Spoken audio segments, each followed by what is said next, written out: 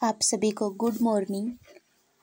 आज हम बात करने वाले हैं मेरिस्टेमेटिक टिश्यू के बारे में, स्थायी ऊतक के बारे में। प्लांट टिश्यू के मैंने आपको 2 पार्ट है वो बताए थे, मेरिस्टेमेटिक टिश्यू और एक परमानेंट टिश्यू यानी विभज्योतक ऊतक और स्थायी ऊतक। विभज्योतक ऊतक के बारे में हमने पढ़ लिया था और आज हम जो परमानेंट टिश्यू है, स्थायी ऊतक है, उसके बारे में है वो पढ़ेंगे। परमानेंट जो टिश्यू होता है वो जब विभज्योतक जो कोशिकाएं होती है, जब इनमें विभाजन लगातार होता रहता है तो एक स्टेज ऐसी आती है कि उसमें विभाजन है वो होना बंद हो जाता है। तो निर्माण होता है परमानेंट टिश्यू का। तो परमानेंट जो टिश्यू होता है वो लिविंग और नॉन लिविंग जो सेल्स होती है उन सेल्स का है वो बना हुआ होता है और इसके अंतर्गत नो सेल डिवीजन है वो इसके अंदर नहीं होता। यानी कि ये जीवित और अजीवित दोनों प्रकार की जो कोशिकाएं होते हैं उनका बना हुआ होता है और इसके अंतर्गत जो सेल डिवीजन है, कोशिका विभाजन है वो नहीं होता। जब मेरिस्टेमेटिक जो टिश्यू होता है उसमें डिफ्रेंशिएशन होता है यानी विभेदन की जब इसमें क्रिया होती है तो परमानेंट जो टिश्यू है उसका निर्माण होता है। हमने पिछले जो वीडियो था उसके अंतर्गत पढ़ा था कि मेरिस्टेमेटिक टिश्यू का क्लासिफिकेशन के आधार पर हमने मेरिस्टेमेटिक टिश्यू के है वो टाइप है वो पढ़े थे। उसमें से एक टाइप था हमारा प्राइमरी मेरिस्टेम, जिसके अंतर्गत कौन कौन से मेरिस्टेम आए, एपिकल मेरिस्टेम और इंटरक्लेरी मेरिस्टेम होता है। उसमें जब डिफ्रेंशिएशन होता है तो यानी विभेदन की जब उसमें क्रिया होती है एपिकल मेरिस्टेम और इंटरक्लेरी मेरिस्टेम में जब विभेदन की क्रिया होती है तो प्राइमरी परमानेंट टिश्यू का है वो निर्माण है वो होता है। एक दूसरा हमने बात की थी कि लेटरल मेरिस्टेम और जो वेस्कुलर कैम्बियम और कॉर्क कैम्बियम ये आते हैं सेकेंडरी मेरिस्टेम के अंतर्गत। इसके अंतर्गत 3 मेरिस्टेम है वो हमने पढ़े थे, एक तो प्राइमरी, एक प्रोकैम्बियम और एक सेकेंडरी मेरिस्टेम। जो प्राइमरी और जो सेकेंडरी मेरिस्टेम है उसके अंतर्गत तो ऊपर वाले 2 आ गए, एपिकल और इंटरक्लेरी मेरिस्टेम। जो सेकेंडरी मेरिस्टेम था, आप ये जो वीडियो है वो पिछले वीडियो के अंतर्गत है वो देखना, ताकि जो आपको ये जो टॉपिक है वो पूरा समझ में आए अच्छे से। फिर जो स्थायी ऊतक है उसमें किस प्रकार से कौन सा जो टिश्यू है वो डिफ्रेंशिएशन करता है, तब उसमें क्रिया होती है और उसके द्वारा जो मेरिस्टेम होता है उसका निर्माण होता है, परमानेंट टिश्यू का है वो निर्माण होता है। जो मेरिस्टेम होता है प्राइमरी मेरिस्टेम के अंतर्गत एपिकल और इंटरक्लेरी मेरिस्टेम जब डिफ्रेंशिएशन होता है तो प्राइमरी परमानेंट टिश्यू का है वो निर्माण होता है। जब सेकेंडरी जो मेरिस्टेम होता है इसमें लेटरल मेरिस्टेम, वेस्कुलर कैम्बियम और कॉर्क कैम्बियम होता है, उसमें जब डिफ्रेंशिएशन होता है तो सेकेंडरी परमानेंट टिश्यू का है वो निर्माण होता है। सेकेंडरी ग्रोथ के लिए ये जो टिश्यू होता है वो उत्तरदायी होता है। अब हम जो परमानेंट टिश्यू है इसके टाइप की है वो बात करेंगे कि परमानेंट टिश्यू होता है इसके 3 टाइप होते हैं। पहला टाइप है सिंपल टिश्यू, दूसरा है कॉम्प्लेक्स टिश्यू और तीसरा है स्पेशल टाइप टिश्यू। जो सिंपल टाइप टिश्यू होता है उसमें आता है पेरेनकाइमा, कोलेनकाइमा और स्क्लेरेनकाइमा है वो टिश्यू आता है सिंपल टिश्यू के अंतर्गत। जब जो कॉम्प्लेक्स टिश्यू होता है उसमें आता है जाइलम और फ्लोएम। जाइलम होता है उसे हेड्रॉन्स भी है वो कहते हैं, जो फ्लोएम होता है उसे लेप्टॉन्स है वो कहते हैं। इसके अंतर्गत 2 टिश्यू आते हैं कॉम्प्लेक्स में, जाइलम और फ्लोएम, हेड्रॉन्स और लेप्ट्रॉन्स। अगला है वो है स्पेशल टाइप टिश्यू जिसमें फेस लेक्टिफेरस टिश्यू और ग्लैंडुलर टिश्यू है वो आता है स्पेशल टाइप टिश्यू में। अब हम जो कॉम्प्लेक्स टिश्यू है, ये कॉम्प्लेक्स टिश्यू के जो पार्ट है जाइलम और फ्लोएम में है, वो कौन कौन सी जो सेल्स है वो आती है। जाइलम और फ्लोएम में 4 प्रकार के हैं वो होते हैं। एक होता है ट्रेकिड्स, एक होता है वेसल्स, और तीसरा टाइप है वो होता है जाइलम फाइबर, और चौथा है जाइलम पेरेन्काइमा। जो ये होता है, फिर जो फ्लोएम होता है ये उसके अंतर्गत कौन कौन से आते हैं। एक आता है स्लाइव ट्यूब, दूसरा आता है कैम्बियम, एक आता है स्लाइव ट्यूब, दूसरा आता है कैम्बियम, तीसरा आता है फ्लोएम पेरेन्काइमा, और जो चौथा आता है वो आता है फ्लोएम फाइबर, या इसे बास्ट फाइबर भी है, उसके नाम से भी है वो जानते हैं इसे। ये होता है जो फ्लोएम टिश्यू के भाग। आगे हम इन भागों के बारे में है वो विस्तृत चर्चा है वो करेंगे। कॉम्प्लेक्स टिश्यू के बारे में, जो स्पेशल टाइप टिश्यू है उसके अंतर्गत लेक्टिफेरस, लेटरल वेसल्स, लेटर सेल्स और ग्लैंडुलर जो टिश्यू है वो इसके अंतर्गत आता है। तो सबसे पहले हम बात करेंगे सिंपल टिश्यू।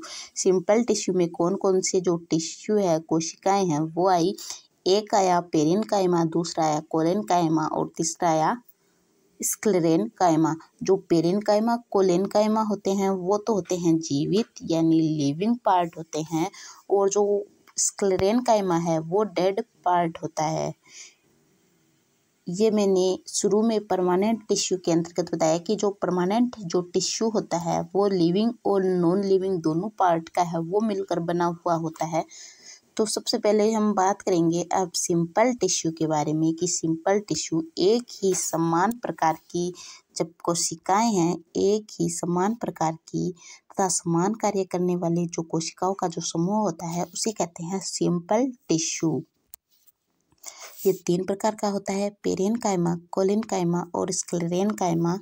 जो पेरेन्काइमा और कोलेन्काइमा होते हैं वो होते हैं जीवित पार्ट। जो स्क्लेरेन्काइमा होता है वो होता है डेड पार्ट। क्यों होता है? क्योंकि उसके ऊपर लिग्निन का जमाव होने के कारण ये पार्ट होता है डेड। आज हम पढ़ेंगे जो पेरेन्काइमा है उस टिश्यू के बारे में कि पेरेन्काइमा जो है वो किस प्रकार की कोशिकाएं होती है, इसके अंतर्गत किस प्रकार का न्यूक्लियस है वो पाया जाता है, जो रिजर्व फूड होता है वो संग्रहण होता है इसके अंतर्गत। तो सबसे पहले हम बात करेंगे पेरेन्काइमा के बारे में। पेरेन्काइमा होता है वो वर्ड दिया पेरेन्काइमा एनग्र्यू ने है वो ये वर्ड दिया एनग्र्यू ने। ये जो होता है ये प्रिमिटिव फंडामेंटल यूनिवर्सल टिश्यू होता है रिजर्व फूड होने के कारण, यानी कि ये यूनिवर्सल टिश्यू होता है, यानी सभी प्लांट के सभी भागों में है ये टिश्यू है वो प्रेजेंट होता है, इस कारण इसे कहते हैं यूनिवर्सल टिश्यू। पेरेन्काइमा को यूनिवर्सल टिश्यू है वो भी कहते हैं। यह लिविंग थिन वॉल्ड होता है, और जो सेल वॉल है वो बनी होती है सेलुलोज और पेक्टिन की है, वो सेल वॉल है वो बनी हुई होती है। इसके अंदर पेक्टोसेलुलोज है वो इसे मिश्रित रूप से है वो कहते हैं। जो सेल्स होती है इसकी वैक्यूल्स इसमें पाई जाती है, लार्ज एंड साइज प्रकार की वैक्यूल्स पाई जाती है। खाद्य जो संग्रहण होता है वो इसके अंतर्गत होता है। इसके कारण न्यूक्लियस होता है वो इसेंट्रिक होता है, यानी कि परिधि के ऊपर है वो न्यूक्लियस पाया जाता है। सेल्स होती है वो आइसोडाइमेट्रिक होती है। इंटरसेलुलर जो स्पेस है वो प्रेजेंट होता है, और जो 14 प्रकार के है वो प्लेन पाए जाते हैं, यानी तल है वो होते हैं साइजोजिनस टाइप्स का होता है। इंटरकेल जो सेलुलर स्पेस होता है वो साइजोजिनस टाइप्स का पाया जाता है, जिसके अंतर्गत क्या होता है कि कोशिका भित्ति के अंदर स्पिलेट्रिया कुछ पदार्थ का अपघटन होता है, जिस कारण एक कैविटी है वो बन जाती है, इसे कहते हैं साइजोजिनस टाइप। वेस्कुलर बंडल के अंतर्गत जाइलम पेरेन्काइमा और जाइलम फ्लोएम पेरेन्काइमा है वो प्रेजेंट होता है वेस्कुलर बंडल के अंतर्गत। ग्राउंड टिश्यू में पाया जाता है हाइपोडर्मिस, कोर्टेक्स, एंडोडर्मिस, पेरिसाइकल, पिथ और मेडुलरी रेज है वो पाई जाती है। इसके अंदर पुलफॉर्म, fruits, endosperm, parenchyma, root stem, leaf और फ्लोर्स का कुछ भाग है वो इसके अंतर्गत पाया जाता है। यानी सीधी सीधी बात यह है कि जो पेरेनकाइमा है उस वर्ड का सबसे पहले प्रयोग है वो एन ग्र्यू ने किया और एन ग्र्यू ने ही प्लांट जो वर्ड है उस वर्ड का है वो प्रयोग किया था। प्लांट टिश्यू वर्ड का प्रयोग वो करने वाले थे एन ग्र्यू। ये प्रीमेटिव जो कोशिकाएं हैं उनका होता है यूनिवर्सल टिश्यू होता है और जो इसके अंतर्गत जो सेल वॉल होती है वो पेक्टोसेलुलोज की बनी होती है, लार्ज इन साइज वैक्यूल्स पाई जाती है और जो रिजर्व फूड है वो प्रेजेंट होता है। इसके अंतर्गत जो इंटरसेलुलर स्पेस पाया जाता है और जो इंटरसेलुलर जो स्पेस होता है वो साइज जो इस प्रकार का होता है और न्यूक्लियस होता है वो इसेंट्रिक यानी परिधिप्य होता है। कोशिकाएं आइसोडाइमेट्रिक होती है। वेस्कुलर जो बंडल होता है उसमें जाइलम पेरेनकाइमा और जाइलम जो फ्लोएम पेरेनकाइमा है वो प्रेजेंट होता है। ग्राउंड मेरिस्टेम में हाइपोडर्मिस, कोर्टेक्स, एंडोडर्मिस, पेरिसाइकल, पिथ और मेडुलरी जो रेज है वो प्रेजेंट होती है। ये था पेरेनकाइमा टिश्यू के बारे में। अब हम जो पेरेनकाइमा है उसकी स्ट्रक्चर के बारे में बात करेंगे। जो पेरेनकाइमा जो स्ट्रक्चर है उसकी इस प्रकार से उसका डायग्राम है वो दिया गया है कि न्यूक्लियस होता है ये परिधि की तरफ है और जो वैक्यूल्स है वो बड़े आकार की होती है। क्यों होती है? क्योंकि इसमें रिजर्व फूड है वो प्रेजेंट होता है और इंटरसेलुलर जो कोशिकाएं होती है इन कोशिकाओं के बीच में है वो इंटरसेलुलर जो स्पेस है वो प्रेजेंट होते हैं। इसके अंतर्गत सेल वॉल होती है वो पेक्टोसेलुलोज की है वो बनी होती है। ये कोशिकाएं होती है वो जीवित कोशिकाएं होती है। थिन वॉल्ड होती है सेल वॉल और साइटोजिनस इन ऑर्गन होता है। सेल्स के विभाजन के कारण इंटरसेलुलर जो स्पेस है वो प्रेजेंट होता है। ये होगा parenchyma tissue. Functions of parenchyma tissue यानी फंक्शंस है कार्य है पेरेनकाइमा टिश्यू के वो क्या क्या हैं। स्टोरेज सबसे मेन इम्पोर्टेंट कार्य है रिजर्व फूड, स्टोरेज करता है रिजर्व फूड को। और इसके अंतर्गत क्या होता है कि स्टार्च और इन्यूलिन है वो पाया जाता है। इन्यूलिन क्या कार्य करता है? दहेलिया से प्राप्त होता है ये और फोटोसिंथेसिस में हेल्प करता है। दोनों पॉइंट है वो IMP है वो इम्पोर्टेंट पॉइंट है दोनों की। ये रिजर्व फूड है वो कौन सी जो सेल्स है वो करती है?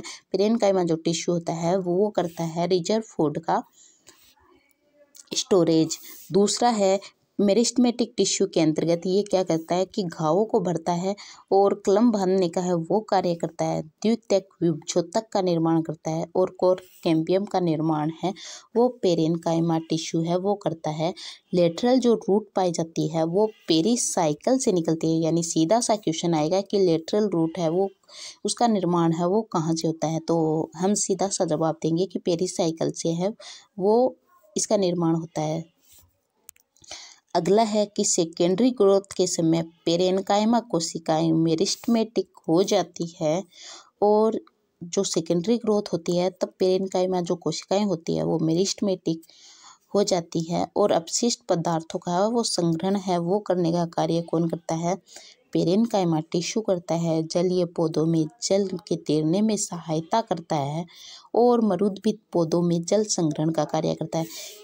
यानी कि जो फंक्शंस है पेरेनकाइमा के ये करता है जल को तैरने के अंतर्गत सहायक, मरुद्भिद जो पादप होते हैं जल संग्रहण करने में सहायक होते हैं और अपशिष्ट जो पदार्थ है उनका संग्रह करने में ये जो है वो सहायक होते हैं और जो क्वार्क कैम्बियम का निर्माण है वो पेरेनकाइमा टिश्यू करता है। अब हम पढ़ेंगे मॉडिफिकेशन ऑफ पेरेनकाइमा टिश्यू यानी पेरेनकाइमा टिश्यू का है वो किस प्रकार से है वो मॉडिफिकेशन है वो वर्गीकरण है वो किया गया है। जो पेरेनकाइमा टिश्यू है उसमें सबसे पहले है वो हम बात करेंगे कि प्रोसेनकाइमा यानी कि दृग्मर्दूतक होता है। ये थिक वॉल्ड होता है। पेरेनकाइमा होता है रूट के पेरिसाइकल में है वो प्रेजेंट होता है ये। और दूसरा है हमारा क्लोरेनकाइमा यानी हरित मृदुतक। पेरेनकाइमा में क्लोरोफिल है वो प्रेजेंट होता है, जिसके कारण है वो फोटोसिंथेसिस की क्रिया होती है और ग्रीन प्लांट ऑफ जो ग्रीन पार्ट हो ये होता है फोटोसिंथेसिस का कारण। इस और लीफ के अंतर्गत है वो पाए जाने वाले जो प्रोटीन होते हैं वो होते हैं स्पॉन्जी। जो लीफ के अंतर्गत जो टिश्यू पाए जाते हैं, प्रोटीन नहीं टिश्यू पाए जाते हैं लीफ के अंतर्गत, वो होते हैं एक स्पॉन्जी, एक होता है पेलिशिडा। ये सबसे इम्पोर्टेंट बात है कि लीफ के अंतर्गत है वो कौन से जो इन टिश्यू है वो पाए जाते हैं स्पॉन्जी, और पोलिशिडा है वो टिश्यू है वो पाए जाते हैं पेरेनकाइमा के अंतर्गत। और ग्रीन क्लोरोफिल उपस्थित होता है और जिसके कारण है वो फोटोसिंथेसिस की क्रिया होती है, यानी मॉडिफिकेशन ऑफ पेरेनकाइमा है वो हम पढ़ रहे हैं। एक था प्रोसेनकाइमा यानी थिक वॉल होता है और रूट के पेरिसाइकिल से है वो इसके अंतर्गत है वो मिलता है। जो पेरिसाइकिल होता है रूट का उसके अंतर्गत है वो प्रोसेनकाइमा है वो मिलता है।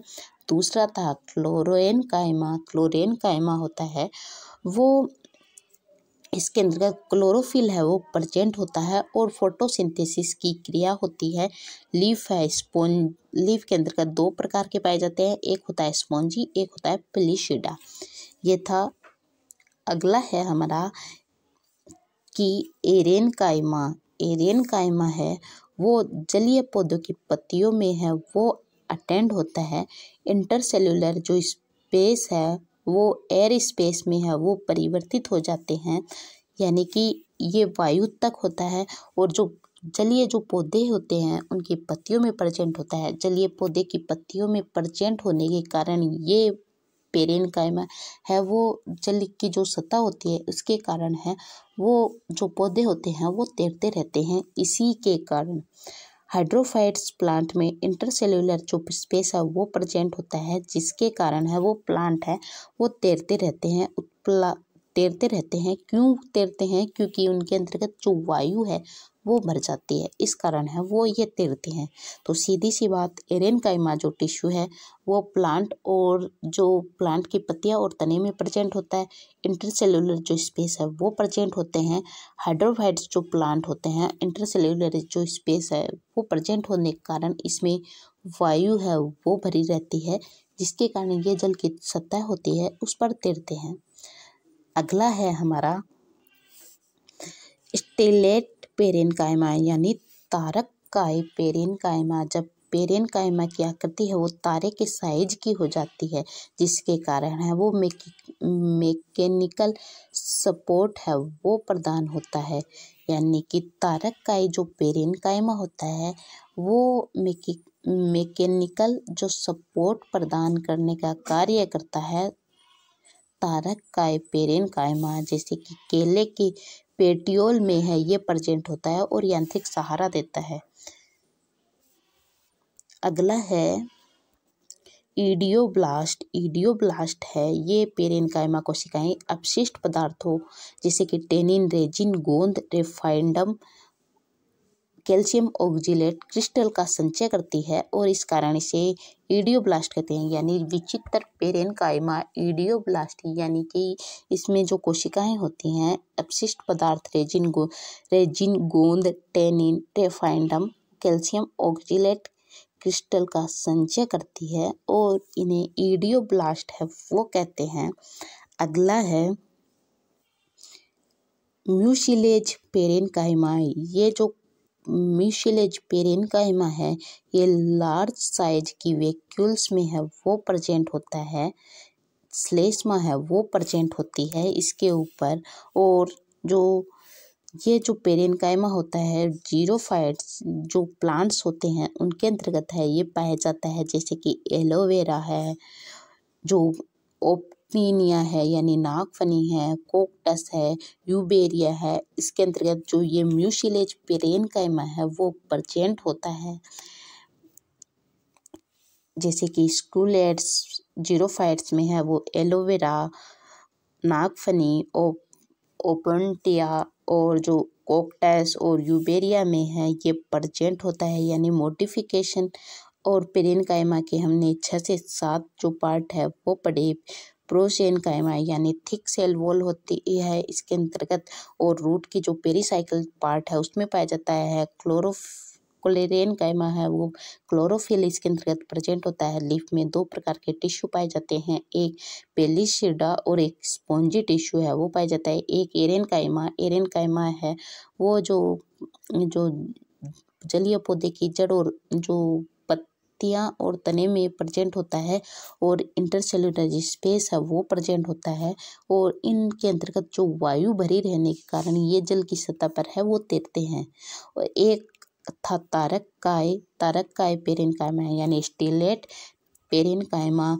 इसके अंतर्गत क्या हुआ कि ये जो पेरेन्काइमा है वो यांत्रिक सहारा प्रदान करता है, इसके कारण जो पेरेन्काइमा की आकृति है वो तारे के आकार की है वो हो जाती है। अगला था ईडियोब्लास्ट के अंतर्गत जो अपशिष्ट पदार्थ है जैसे कि रेजिन, टेनिन, गोंद, रिफाइंडम है वो क्रिस्टल का है वो संचय करते हैं, इस कारण इसे ईडियोब्लास्ट है वो कहा। फिर अगला था म्यूसिलेज पेरेन्काइमा, जो लार्ज जो साइज का है वो यानी बड़ी साइज का है ये पेरेन्काइमा है वो होता है।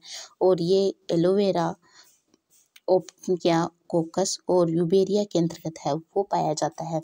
तो आज हमने जो परमानेंट टिश्यू है उसके अंतर्गत हमने सिंपल टिश्यू का एक पार्ट पेरेन्काइमा है वो हमने पढ़ लिया। आगे की चर्चा हम करेंगे कल। इसी के साथ है वो धन्यवाद।